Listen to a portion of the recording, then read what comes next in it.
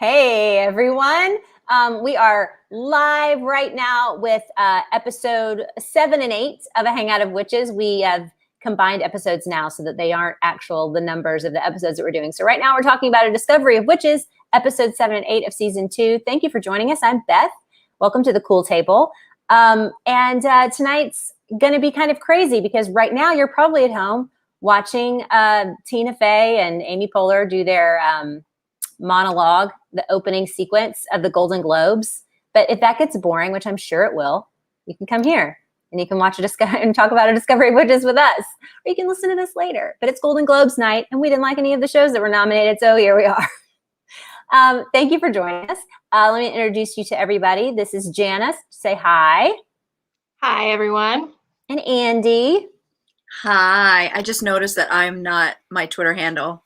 It's Andy Sings. Sorry, guys. That's perfectly fine. It's Andy Sings, and you should go follow her because she's super fun. And hello, everyone in the chat, Shelly and Brett and Emma. Emma said, nope, no globes for me. I will probably catch the highlights tomorrow on Twitter or tonight on Twitter if I get super bored. But yeah, it's not super fun this year. So I'm kind of not into it. I mean, I didn't see any movies. Anybody else see movies? I don't even know what's going on. I don't even know I think I saw like 2. Yeah. I watched Promising Young Woman. Is that? That's nominated. Okay, well, I'd love to see that win something. I liked it. Hey, Dawn. All right, so let's get into it. Episode 7 of A Discovery of Witches sees Matthew and Diana finally make it to Bohemia. And hi, I am Tartaria Witches, a hangout of witches. That's us. That's what we are. But you don't have to watch, guys. If you're on Twitter and you see us, you can just pass us on by. You can watch the Golden Globes. That's fine. We're on Twitter now, so now we're going to be getting some Twitter. I was like, oh, look at that Periscope. Weird. I know. But anyway, so the episode 7 sees them make it to Bohemia, and this is kind of a big change from the book. In the book, don't they go straight to Prague? Aren't they like at the actual castle? Yes. Why do you think that they made this change where they're in the mountains of Bohemia instead? Because it's cheaper. That makes sense. I mean, I think a lot of shows film in Prague. So to be honest, I'm not. And actually, Prague's a really interesting place because there's a lot of buildings from like every era. So maybe they were like, we don't feel like looking for buildings specifically from the Renaissance. So let's just be out of Prague, somewhere in Czech Republic. Makes sense. And I'm sure they were able to stay in Wales for that. Probably. Yeah, makes sense. Although it doesn't make sense because they're looking through Emperor Rudolph's Nunstkoven or whatever it's called. I can't remember. And that was in his palace in Prague. All of that cool stuff. They explain that away. Apparently, he is such an art lover that he makes everyone pack it up and travels it along with him, as you would. As one does. You can't live without It's a traveling exhibit. Makes sense. You can't live without your magical unicorn horn when you go to the mountains, as one knows. You have to be potent at all times. Is that what it was for? Did he think it was like making it his like Renaissance Viagra? Probably. That's what I thought. That's what I thought he was implying. So it's really gross. Okay, so let's talk about him. What do we think of Emperor Rudolph in this episode? What were your initial reactions? Jana? I was bleh. I don't remember Rudolph from the book at all, so I didn't have any idea where this was going. So he was, I mean, this whole episode for me was kind of slow. Yeah. And I didn't feel like moved the story forward a whole lot. So yeah, I was pretty neutral, neither positive nor negative. It's just Rudolph. Andy? I found him, I don't know. He was really, in the book, he's a lot more, like, a little more of a, I don't know if he's such a jerk. Like, he's a jerk, but is he that, like, manipulatively jerky? I'm not sure. And he's definitely more, like, obsessed with Diana, which you got a little, but Yeah, Brett just said Rudolph in the book creeped me out. He was a bohemian freak. And then like the real Emperor Rudolph is like a Habsburg with like one of those big funky chins and like the protruding bite, and like was probably like a total skis, like really hard to like be around. He's probably hard to like one of those people's like hard to watch eat, you know, and also like full of power. So he had no reason to like, you know, make himself not gross. I think he was probably like totally disgusting. Just like inbred and gross. Yes. All the Habsburgs were super inbred. Emma just said the actor pulled off the entitlement of a mediocre ruler well. Yeah. I mean, he is the Holy Roman Emperor. He is like a big deal, a bigger deal than Elizabeth at the time.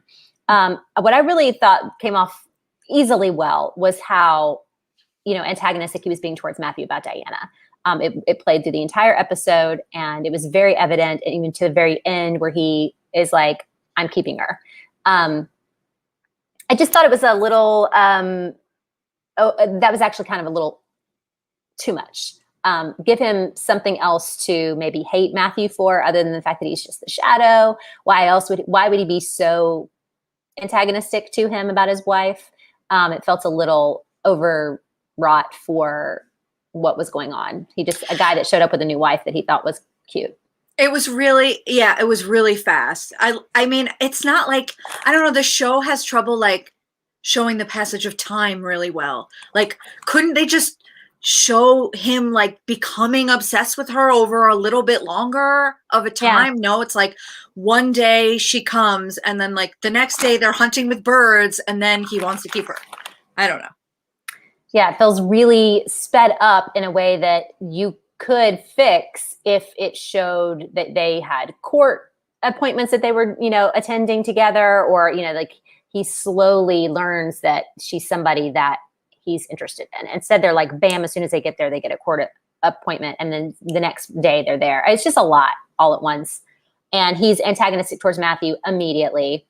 And Matthew's doing the possessive mating thing, all of that, like super, super fast.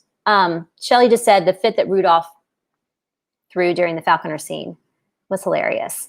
Yeah, I mean, he's petulant. I thought it was kind of silly to be like, get off my lands. And then they just like turn around and slowly walk away. No one's stopping them. And then they're just back in their rooms. And then the next day he's like, I have this letter for you. He wants to see you change his mind. It's not a lot of stakes in any of this, it feels like. Even when they're like going to the apothecary and looking for Edward Kelly, it's not as underhanded as you would want it to be. He's spying, but it's broad daylight. It's just a lot of like, things are happening, but they don't have any import. They don't feel important. And then Jack shows up. Why? And Francoise is like, I couldn't stop him. He was going to come on his own. I can't keep him in a cage. I mean, maybe at that age and in that world, he could have hopped a boat and made his way to Bohemia on his own, but also know how, you know, like it just didn't seem to work. And then yet every time they walked in a room that Jack was there, they ushered Jack out of the room immediately so they could have a real grown-up talk. So why is he there? Why is he in Bohemia at all? Is he there in the book? And I don't remember, does he have any impact on this episode other than just being there? In the book, I don't think so. In the book, they're there, but I think because they go back to London after they see Philippe, I think they take them all, they all go together. Mm-hmm. It's not like he pops in. And I think he helps Gallowglass maybe like steal something. He kind of facilitates some of the spy stuff that's going on when he's there. So he has like a little bit of a point. But Emma just said, yeah, plot-wise, it doesn't make any sense why Jack is there. Dawn says, I was confused when Jack shows up. Really, they made a comment earlier about what a hard journey it was for Diana. It dragged a child all the way there. It just is a weird plot point. And yet at the same time, he's awkward there. It's not just like, don't put him there. There's no reason to be there. Like, it's awkward while he's there. So it's just, why? I mean, maybe they just needed him in another episode and this was what they decided to do. I don't know. Maybe they just needed to remind you this is Jack. He's going to be important later. Not Yeah. right now, but later. Remember They're going to this little introduce you boy. again. I actually really love this part that Emma was talking about. I don't know how to highlight her post. I'll do it. That line, it's all in the skill of the handler. And that to me was just ridiculous. Of all the scenes they could have done, there were a lot from the book of Matthew and him being like, oh, like, who's the best for Diana? And they picked the bird scene. Okay, fine. But then it's just like nodding at some dude who lets the bird go. Like, I can't. It was so anticlimactic. I'm like, this is terrible. What killed me about that scene is that he does all of that, but Rudolph has picked Artemis, which is Diana, right? The goddess Artemis and Diana are the same goddess, and that's the name of his falcon. And he's given Matthew this other falcon named Sparta or whatever his name is. And Matthew's bird kills the stand-in for Diana. It's great. Just because he's got a bone to pick with how close Rudolph has been standing next to his wife. But also, what message did he give to that bird that made the bird go after the other bird instead of the bird he was supposed to go at? I was just going to ask that. I'm like, how do you communicate with this bird? Like, nope, don't go for that pheasant. Go for the other falcon. I don't know anything about falconry. Where was that communication? Oh, okay, go ahead. I don't know anything about falconry. Oh, I thought you said you did. No, I don't. I know who knows it. Please, nothing. There has to be some sort of when you let it go, it makes like there's a point, right? And he had some geometrical precision of when he was letting it go, but that is probably nonsense and it didn't come through. And so if you can't figure any of that out, why?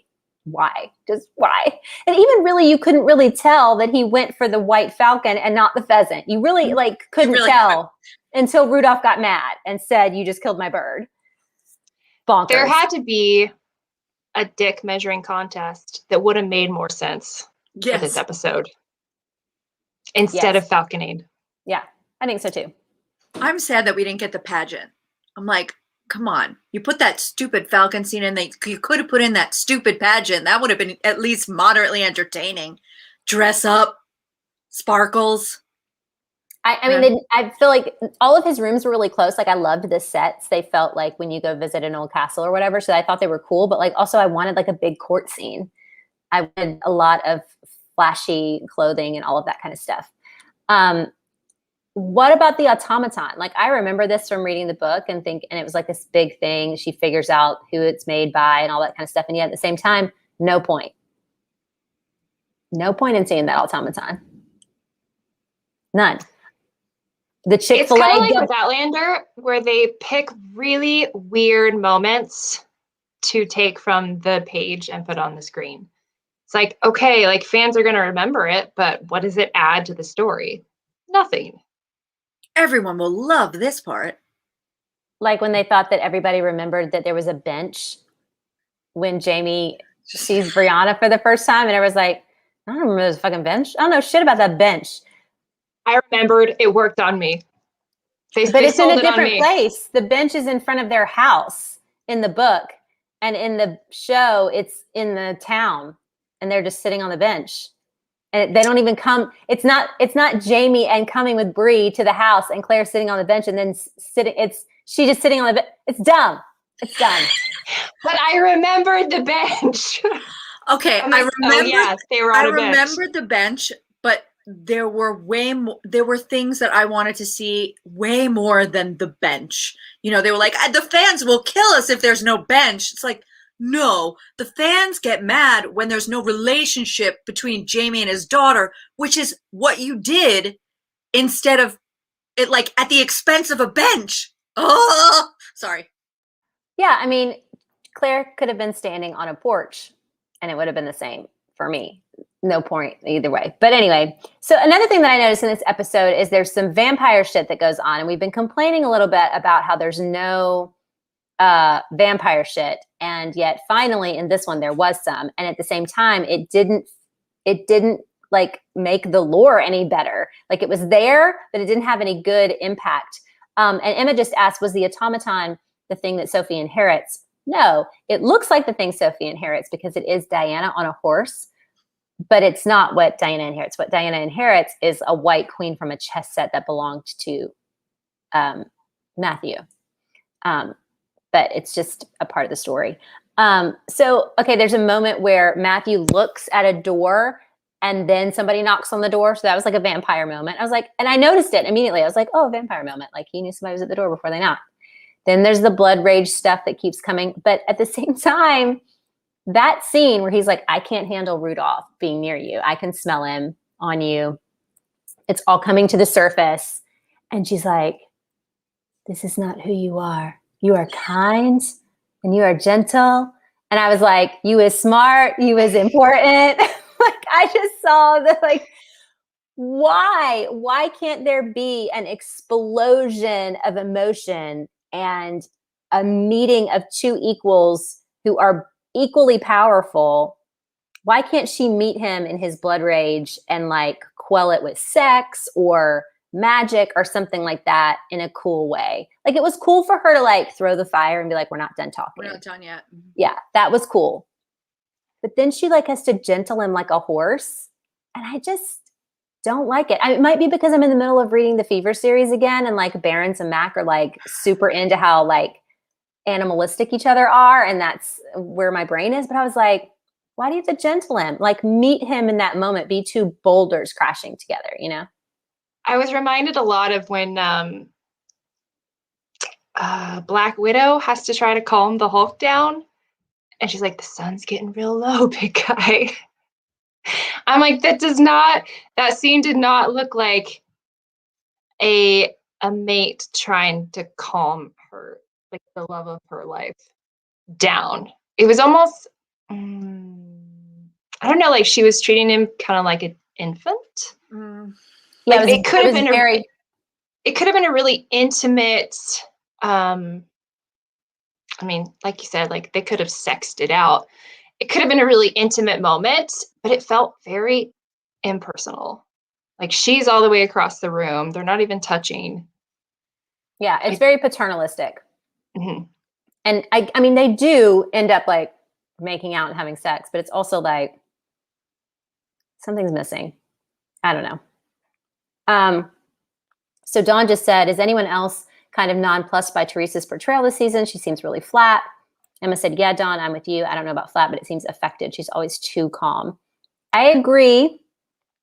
There's a little bit missing in this season. I don't know if it's the difference in what Diana is going through or how Teresa is portraying her, if she thinks that the power aspect of her is always kind of something she has to contain. And so she's like a more contained version of herself, but it is what it's turning into is kind of a really boring thing to watch. I think she started off really strong. I like when she started this season, I felt like really good about her, but sort of as we're going along, I'm like, what is this?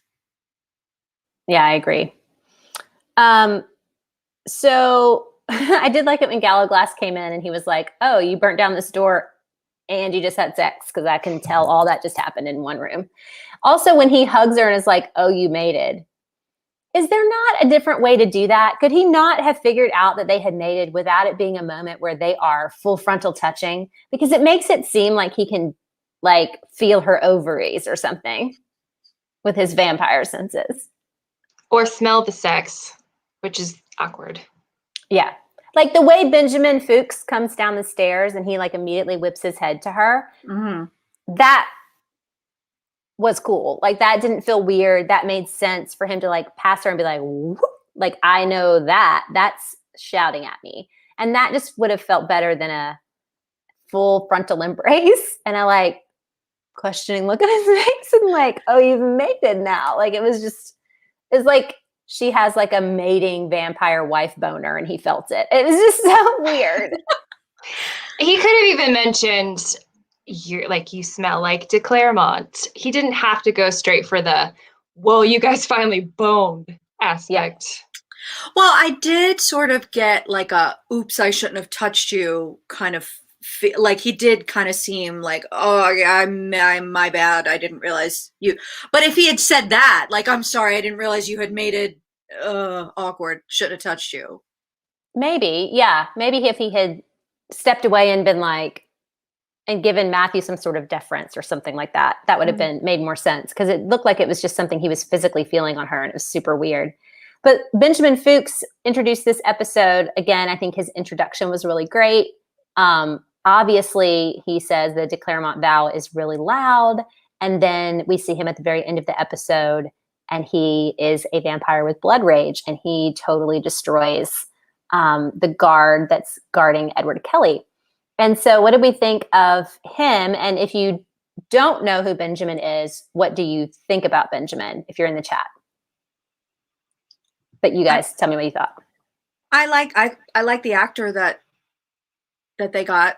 He seems, I mean, for the 5, what did he get, an under 5 contract for this one? Like, yeah, he seems good. So we'll see. Hopefully going forward, we'll get to see more. He actually, I have to say, I applaud like the restraint of the casting of him, because they could have cast someone or even made him look like a full-on psycho. So like the minute, I mean, you heard like a little sting in the music, and it's like, ooh, who's this guy? You know, they could have made him look a lot more psychotic. So I appreciate the fact that he just looks like some nice guy who doesn't have a clan. Yeah, totally. This is really shallow, but that actor is way better looking in his IMDb photo. And I had always fan cast Ben Barnes as Benjamin. So it'll take me a little bit more of seeing this actor to wrap my head around him. Well, don't we fan cast everyone with Ben Barnes? I mean, I guarantee you there are 10 different fantasy characters in my head right now that are Ben Barnes, and have been since 2012, probably. It's just the way it is. And Ben Barnes is so good as that, like, coming off as friendly, but you can like see the madness in his eyes. But I mean, so I'm excited to see more of this Benjamin. Yeah. I thought he was great. I think he's actually the very first terrifying vampire that we've seen. And he was barely on screen. Like, he's pretty sketchy when he talks to Diana. I mean, the whole, like, my clan tossed me out and your blood bowel's deafening. That kind of thing was pretty sketch. And then the very end, of course, he's, blood raging, and he's telling Edward, like, I believe you, or whatever. So he is a great vampire, period. Like, he's just, like, he's scary and he's cool, and I'm excited about him. So Emma just said, I read the book, but I don't remember him. His role in the ep was pretty brief, so I didn't get much of a read on his character. I don't want to spoil who Benjamin is, but keep him in the back of your brain and, like, think about what you learned about him in this episode and see where it takes you. It's cool. Can I just bring up one thing? I don't like what they did with the rabbi. And I thought it was the book was not this anti-Semitic. And I really think that they doubled down on that. And I don't understand why.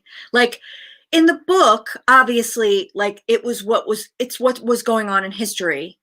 But then like, they made Rudolph make that speech about, like, oh, just like the rest of your tribe, and, like, made him admit, like, he was a fraud. And I was like, I don't like any of this. I'm not here for it. And it wasn't in the book, and you didn't need to add it. It's anti-Semitism that I dislike. That was a big turnoff for me about this episode. And I think it colored the way I saw the rest of the episode. Yeah, why did they make those changes? Like, he's wearing the golden circle. Is that like I don't even know what that is, but is that like a prequel of, like, a yellow star? Is it meant to be like a I guess determiner? Yeah, I guess. He had one in the books, and I'm sure if I went back and looked at it in the books, but, like, they spent a lot of time in the Jewish quarter in the books, and like, the rabbi had kind of fallen afoul of but not really fallen afoul of the emperor. He kept him around. I didn't get it. I didn't get why they added it. And then for him to say that and make him say that, I was put off. I didn't like it. Yeah, we have some people agreeing. Emma just said, yeah, that rubbed me the wrong way. Brett agrees. It was flagrantly anti-Semitic. Now, I didn't remember from the book that it's not in the book that way. But I did remember was that he was upheld as like this incredible scholar, and she spends a lot of time with him kind of going over that and other texts.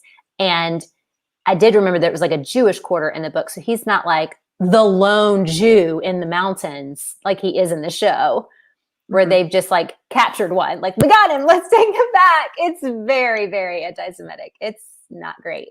And yeah, the whole like bring him out and let's shame him was meant, I think, to be a warning to Diana.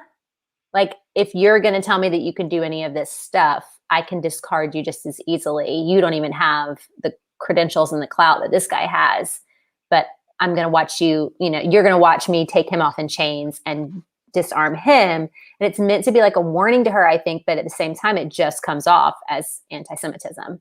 They had Edward Kelly for that. They could have done that to Edward Kelly. They didn't have to do it to the one Jewish character that they happened to pull in because he was in the book. Totally agree. 100%. One last thing about this episode. Well, two, but it all involves their escape. So as soon as, we can talk about the book, I guess. Diana finally goes down, and finally we see the book. She sees the book, and she's able to like wind witch it to her, and it magically comes open, and all of these things show. There's the tree, and there's the sun and the moon thing, and then there's the white lady and the prince or whatever, like all of those symbols that are supposed to be Matthew and Diana, basically. And then the tree made of creatures or whatever. And Edward Kelly is screaming that he can hear it, that it's screaming and all of that stuff. What did you guys think of that moment? It's not like that in the book, right? Like, she's just sees these pages and she tells you what the pages are. So what do we think of the kind of the TV shorthand of what happens when she opens the book?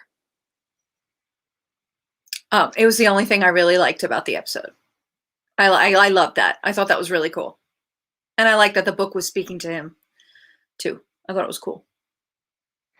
I really liked the visuals and the CGI. I don't remember what they mean necessarily. I don't know why Edward Kelly was reacting to it the way that he was. I don't remember if he's a creature. Is Edward Kelly a creature? Yes, he is. He's a demon. Oh, okay. Which is why, like, he's going crazy. I mean, also the book is like driving him crazy, but it's like a precursor of how the demons will like eventually have like, madness. Okay. Yeah. I mean, it looked really cool, but it didn't really mean much to me at this point. I still don't quite understand where the tree comes into everything. Not remembering from the book at all. Yeah. I mean, it's all like, it all feels like set up for the revelation of what the book really is. But like, there's also stuff like that in season 1, like when Satu does the whole thing on her back and she gets the half moon and the scar on her back, and they're like, that's Matthew's symbol. And you're like, and I mean, it's just like one of those things. It's like, it's a visual from the book, so they put it in, but at the same time, you're kind of like, and that, they don't ever spend any time delving into what that is. And there are plenty of movies and television shows out there where you do have symbols in books and on artifacts and things like that make a huge difference to what's going on. I mean, that happens all the time. My husband was just watching The Mummy, and it's like full of like, that symbol means this, we have to like decipher it. So it's always kind of weird that for something where it's book related and literature related and artifact related, they don't spend any time like really delving into what those symbols mean. It's obnoxious. But anyway, I did think the CGI was good. But let's talk about the escape, because a couple of, Emma just said, it's very convenient that only 1 or 2 guards come at them at a time and try to stop them, and that stick that's supposed to bar the door. There is, number one, if they were normal humans running from guards, it would have been a hilarious, ridiculous escape. But they are not. They are vampires, and they're just fighting these couple of guards off at like normal, slow speeds. They're running at Diana's level of fastness. Nothing about it is vampiric at all. Gallo Glass pushing people out of the way is just really stupid, and it's embarrassing that it's a vampire show and this is what we get for like a big action sequence where they try to escape. It is just embarrassing. I mean, what else can you say? That's it. Nothing. I remember thinking that watching it. I'm like, you mofos are vampires. Why are you not using those mad skills to escape right now? I mean, it should have been that they grabbed Diana and grabbed the book and like whirlwind their ass out of there. Like there should have been no like campy hit people and run out escape. That shouldn't have been a thing. They should have been able to like whirlwind their way out a window. They should have been able to like jump up whatever that thing was in the ceiling and leave.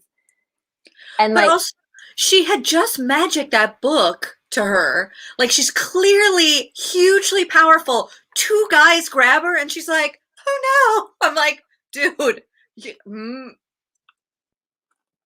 nothing is consistent.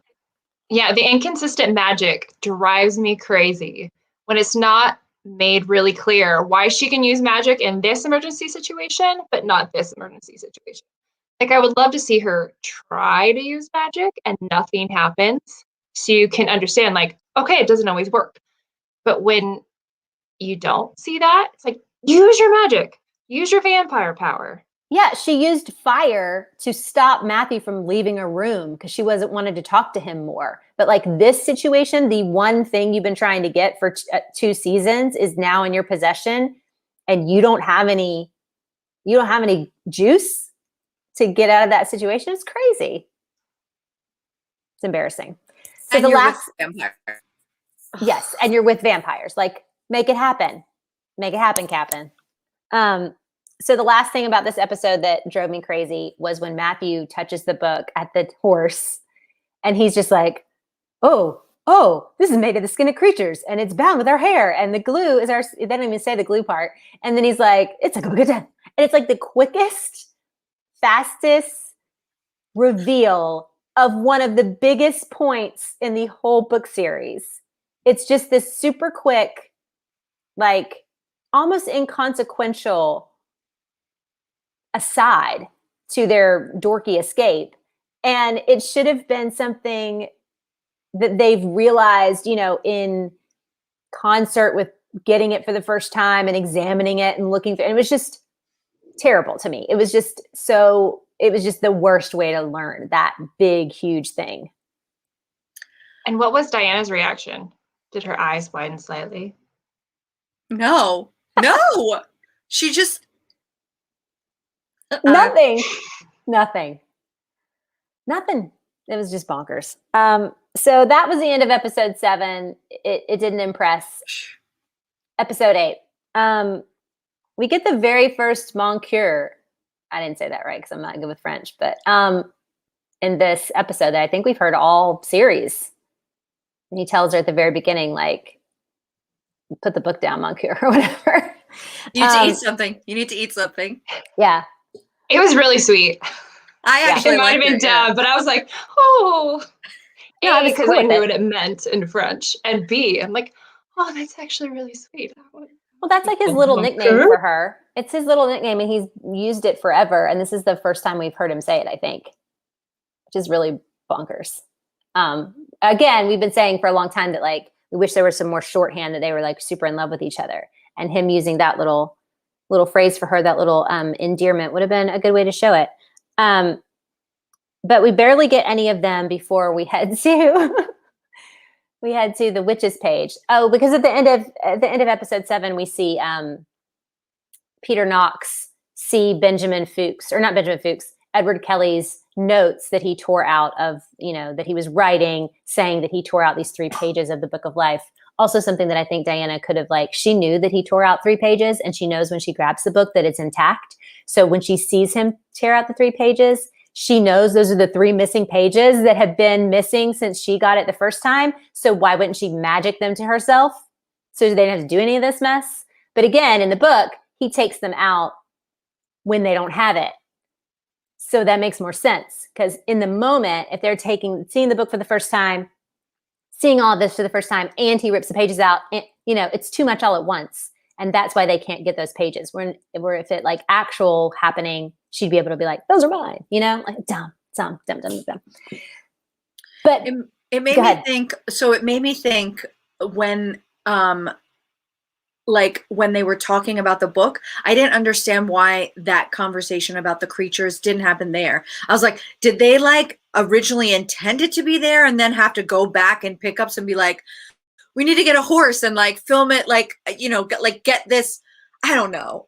It made it more egregious because a lot did not happen in episode 8. And I was like, is there no reason why this revelation about the creature book couldn't have happened in episode 8? As much as I like Marcus, I think that there was an awful lot of him in this episode. Yeah, Dawn just said, I thought he was being hyperbolic. I didn't realize that was actually true.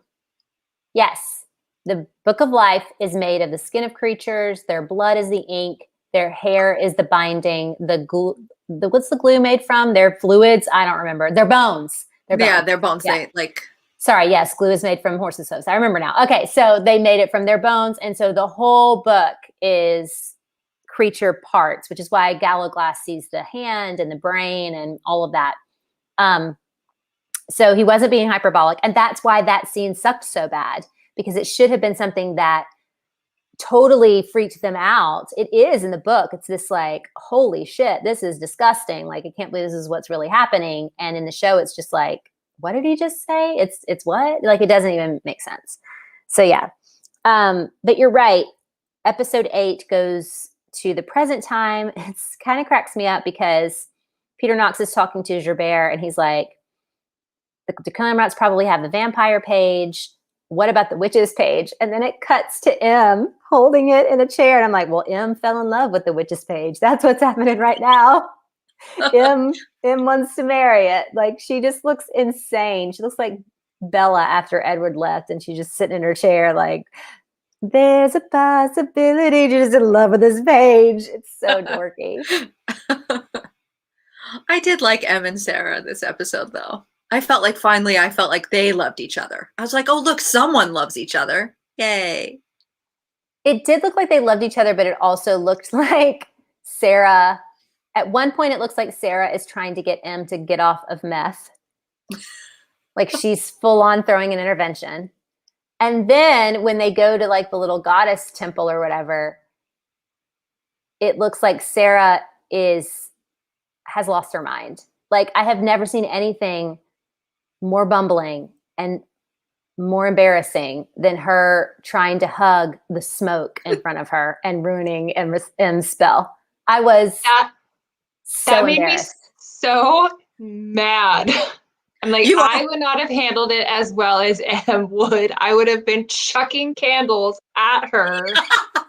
Like, this is like dangerous, deadly magic. Get it together.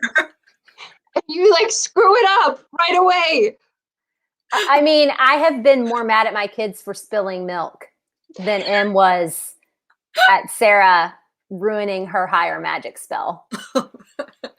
But also my kids spill milk accidentally and not like bumbling fools. Why would she think she should go to her and hug her? What? How stupid. God. And I gather that was not in the book. No, that was something the writers made up. No, it was not in the book. The two of them are not together. And that is not over. If it goes by the way it does in the book, that is not over. And it made me think, okay, well, I guess that's why Sarah had to screw it up, because it's not over. I don't know. But still, like, come up with a better way for her to screw it up. She is a witch. Like, supposedly like a pretty powerful earth witch, like, who gets her herbs on. She's not an idiot. Yeah, I think that there's a potential for saying, like Em saying, I've been trying this. I cannot do it on my own. I need you to complete a circle. We're going to have to do this together. And maybe that Sarah is just not powerful enough, or she's not trained enough in this particular dark art or whatever to be able to do it. Emma just said, I don't remember Sarah being so inept in the book at all. Not sure why the show feels like this is a good change. It's just bad storytelling. The point is to get to where M is alone trying to do this stuff outside. I think that's it. That's kind of the whole purpose. And they can't really get answers from Rebecca from this page in this moment because they are not supposed to be getting answers from M or from this page from Rebecca in this moment. Like that's what that, and they can't. So they're doing all this stuff. And yet, if you're a book reader at all, they're not going to find those answers because they're not supposed to. It's really, really annoying. So we go to Marcus and Phoebe. It starts out with Marcus like having a little changey in front of his mirror and like showing off his third nipple a lot. I'm dying. I mean, he has one. They show it a lot, like 4 times. But he's obviously like in love with Phoebe and wants to go see her again. He's bringing her the scarf. And I thought that this episode really underscored like how a vampire love story could work in this show. It's almost like this was their own vampire love story. My kid is just having water. She's being so loud. I'm sorry. Talk amongst yourselves about Marcus and Phoebe. Ice is loud. But also, I mean, I love Marcus. He is a special sunflower. And I find him ridiculous, but also amazing. I also like Phoebe. I think that finally it was nice that Phoebe came around. I don't know. Whatever. It was fast. But whatever. The two of them are good looking and get it on. I liked the ice cream. Finally, some like vampire stuff. She's like, I want ice cream. Go get it for me. Under a minute. Boom. Great. If he paid for that ice cream, it would be impossible to get it in under a minute. He had to have not paid for it. He said there was a line at the cashier, so I don't know. Go figure it out. There was a queue at the cashier. No, we were in England. Queue at the till. At the till. Yeah, at the till. There's a queue at the till. All words we don't use. I thought it was really cute. Like, I don't really care about Marcus that much, but the little, like, all her questions about vampires was really informative, actually. I'm like, I can't believe we're getting this at the end of season 2, like all these answers we've had about, or all these questions we've had about vampires this whole time. So it was quite useful, actually. And the ice cream scene was super cute. Cute. I mean, pointless in the terms of storytelling, but really cute. I thought the cute part was when I thought the cutest part was when she says, so what else should I need to know? And then he just smiles and then they're having sex. It's like, here's what else you need to know. What else do you need to know? Let's fuck. Let's go do this. It was like, oh, we're really strong. And it was like his voiceover. And I was like, yes, you're really strong. Like do that. We move really fast. Like he's just going into all of their physical characteristics while they're having sex. So that was nice. And it was a vampire like lore breakdown, which is good. And you can understand why you don't get that in season 1 because Diana is a witch and knows. But there is also not that equitable kind of world between the two. Like they just fall in love a lot easier, I think, than Matthew and Diana. Or I'm just not remembering season 1 very well. There are questions. She does ask him how old he is, and she asks Marcus what she can feed him for dinner, and there, all these other things. She's like, "Oh, you like wine?" And Isabeau shows her what it's like when they feed and all that kind of stuff. So there is like a learning curve in season 1 as well. But it just felt, I don't know, a little bit like this is a bit of an unnecessary, sidelined kind of thing, and I'd rather get to some of the more plot pointy things. We also saw the baby being born, which was a weird birth scene. Their birthing room was very bright and fuzzy, and kind of a weird, just a weird birthing scene. And I don't care about that baby. I mean, I should care about the baby. I don't. The way the scene was shot was really weird. I couldn't tell you maybe what better camera angles would have been, but the camera angles were weird. And even when Peter Knox comes in and is looking at the baby, you don't even really get a good close-up of the baby. Like you don't see her face. So she doesn't feel important because it never really focuses on her. So and like I'm trying to figure out what her importance is. Yeah, Just Emma with the just way said they that. shot it. Yes, Emma just said the fake baby distracted me from the scenes in the hospital. Yes, there's times where she's like holding her, and you can tell it's a doll, and it's that's always annoying because how hard is it to get a baby? And then like when Peter Knox comes in, he's got like a fidget cube. I hate that thing. I don't know what it does. Why is he holding a fidget cube? But anyway, Why is he the only witch that uses one of those? That was different too, right? In the book, Marcus tells what's his name? The brother. I don't remember the brother. Oh, you know, the Baldwin, yes. He's like, I call on you as the head of the Knights of Lazarus. You will protect this baby. And he does. So like, I was like, okay, we're mixing that up. Like, I appreciated the fact that Phoebe got Marcus to like stand up for himself and like come with a direction. Like, I liked that change, like that it was like Phoebe's idea, and he was like, yeah, you know what, you're totally right, I'm going to do this. And then Marcus sort of came into his own, but then I expected Marcus to sort of come into his own, and then when he went to Baldwin and Baldwin's like, no, I was like, what? Isn't Baldwin supposed to be like, oh, okay, you know, you're right, you're becoming a man, all right? Yeah, it seems like Marcus should have been very specific about, now this is what you're going to do. But they like whisper fight instead. Like, you know, you're a child. I'm not going to be told what to do by a child. And really the entire point of giving Marcus the Grand Master thing is for him to be able to compel Baldwin and others to do the right thing. And the fact that Baldwin gives up the baby immediately as soon as Marcus leaves, just because Gerbert leans on him the tiniest bit about blood rage, is very weird. I don't understand why Baldwin is meant to be that evil. I mean, even in the beginning of book 3, when Baldwin comes back to Sepitor and he's like, no, we're doing this. I'm the head of the family. Y'all are doing this. We're doing this. It's in an effort to protect the family at the very least. And this felt like he's just conceding to Gerbert because he's, I don't know, petulant about not being the Grand Master.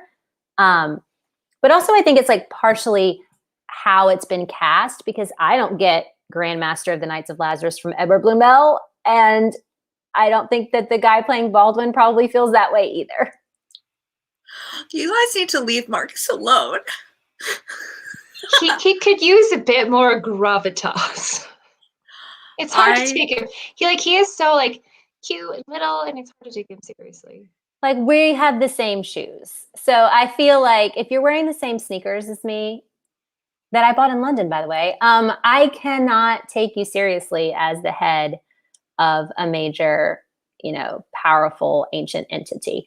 Also, at some point, Phoebe tells Domenico in front of her colleague that Marcus gave her that medallion and that he's the Grand Master of the Knights of Lazarus. And her colleague does not flinch at that title, even though it sounds super KKK and doesn't make a whole lot of sense and should raise some red flags. It's who gave Phoebe this medallion, and he just doesn't flinch at all. It's so weird. Well, especially since she's like, I need you to like look into this for me. I don't know anything. He's like, what do you know about it? And she's like, nothing. Except I do know all of this that I'm going to hide from you. Great. It was just such a weird line to say in front of a normie. Like, she shouldn't have said it, basically, in front of this guy. And here's the other thing that bugs me about episode 7 also, is that everybody knows that they're vampires. Everybody knows that Matthew is a vampire. From the emperor to the rabbi to the apothecary guy, they all know what he really is. And there is no secrecy in this world that's supposed to be built on the secrecy of creatures. They're humanoid. They should blend in. That's the whole point. And they're not. And it's super annoying. Can't argue with that. So where do we think this is headed? What do we think is going to be happening? There's Baldwin and Gerbert and Domenico. There's that issue. There's the Oxford vampire. There is Benjamin Fuchs. There's Edward Kelly. What happens to him? They're going back to London, I guess. Are they in London at the end of the episode 8? Yes, yeah.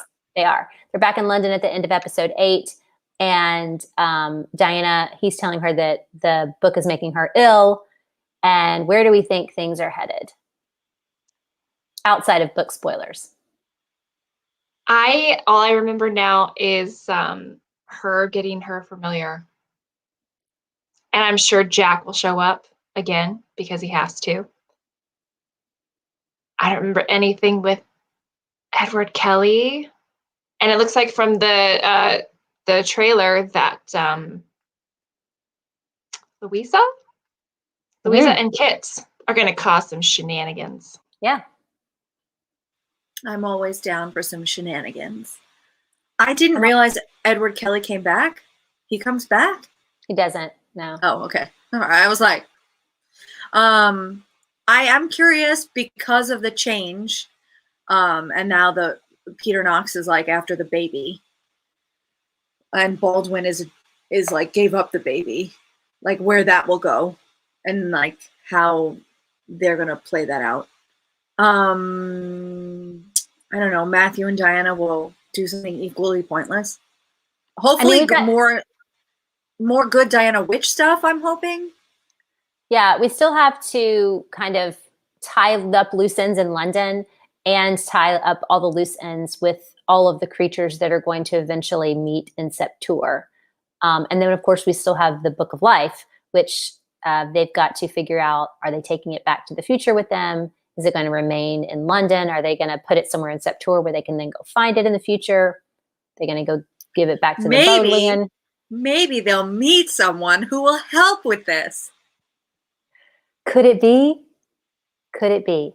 So that's what's happening. I think the last 2 episodes we'll probably, again, discuss together in not next week, but in 2 weeks.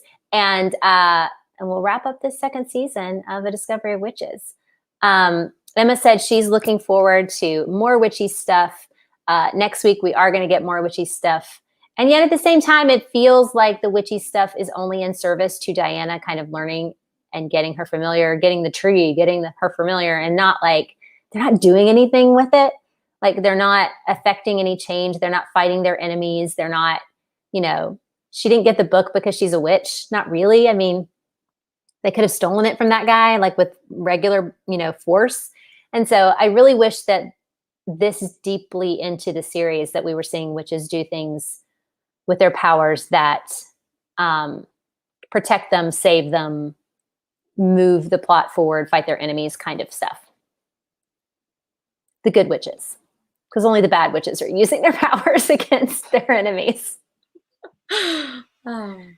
Anyway, thanks for joining us, you guys. This felt quick, but really we were on for almost an hour. So I hope you had fun. Dawn just said she's looking forward to canceling Sundance. There's nothing else to watch. Might I suggest watching DES with David Tennant? It's about a serial killer.